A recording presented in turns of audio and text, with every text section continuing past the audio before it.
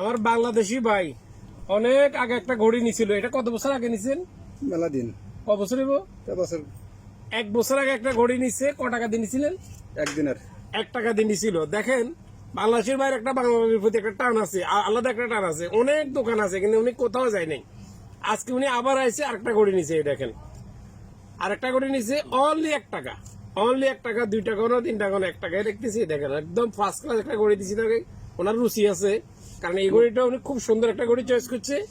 অনেকদিন 1 বছর আগে আজকে একটা নিতেছে 1 টাকা দিয়ে। এটা আমার একদম রুচিসম্মত একটা ঘড়ি চয়েস করছে। আপনি টোটাল কটা ঘড়ি নিছিলেন? 30টা।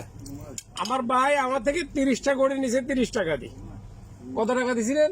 30 দিনের 30 দিনে দিয়েছে 30টা ঘড়ি নিছে। এই দেখেন এখন আর এটার জন্য এসছে। এই শুধু অনলি 1 টাকা।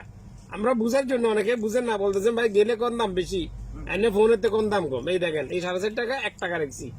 আপনি কত দিচ্ছেন এখন আমারে? একদিনের এই দেখেন এই টাকাটা দেখেন, এই রোবা 60টা টাকা, 60টা টাকা 1 টাকা। 100 পয়সা বেশি কোনদিন লইতেন না। আমরা বুঝেন না বিদে আই খাল্লাস দিলে চিলি করেন। এই দেখতেছেন অনলি 1 টাকা। তো আমরা কোন জেলা